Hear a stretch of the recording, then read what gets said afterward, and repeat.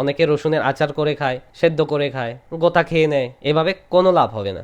Generally আমরা জানি রসুনে allicin থাকে বলে আমাদের শরীরে বিভিন্ন উপকারিতা নিয়ে আসে, কিন্তু সত্যি বলতে এই রসুনে অ্যালিসিন থাকেই না। রসুনে থাকে অ্যালিন ও অ্যালিনেস নামে একটা এনজাইম, কিন্তু এই দুইটা জিনিস রসুনের মধ্যে ভিন্ন ভিন্ন জায়গায় থাকে। একমাত্র অ্যালিন ও অ্যালিনেস যদি একত্র হতে পারে তখন গিয়ে অ্যালিনেস এনজাইমটা অ্যালিনকে অ্যালিসিনে পরিবর্তন করিয়ে দেয়, আর সেটা গোটা রসুনে কোনোদিন হতে পারে না। তাই হাইস্ট পরিমাণে অ্যালিসিন পাওয়ার জন্য এই রসুনকে একটু বেটে নিতে হবে বা একটু ক্রাশ করে নিতে হবে।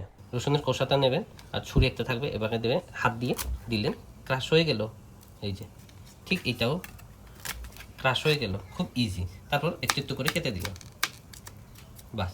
তারপর এটা 5 থেকে 7 মিনিট রেখে দিবেন, তারপর ভাতের সাথে বা পানি দিয়ে খেয়ে নেবেন। তখন গিয়ে রসুন থেকে অ্যালিন ও অ্যালিনেস বের হয় আর একত্র হয়ে অ্যালিসিনে পরিবর্তন হয়, কিন্তু এই প্রসেসটা হতে একটু সময় লাগে। তাই বেটে 5 থেকে 7 মিনিট কি ম্যাক্সিমাম 10 মিনিট রাখতে হয়। তারপর গিয়ে সেটাকে ভাত দিয়ে খান বা পানি দিয়ে খেয়ে নিন, তবে গিয়ে হাইস্ট পরিমাণে অ্যালিসিন পাবেন। এই অ্যালিসিন আমাদের শরীরে কোলেস্ট্রলকে কমাতে সাহায্য করে, যার কারণে আমাদের হার্টকে সুস্থ রাখতে সাহায্য করে, রক্ত সঞ্চালন ভালোভাবে হয়, হার্ট ব্লকেজ, হার্ট অ্যাটাক থেকে রক্ষা করে। আর এই অ্যালিসিন ব্যাকটেরিয়া ও ভাইরাসকে মারতে সাহায্য করে, আমাদের ইমিউনিটিকে আরো শক্তিশালী করে তোলে। তাই শুধু খেলে হবে না, সঠিক নিয়মে খেতে জানতে হবে।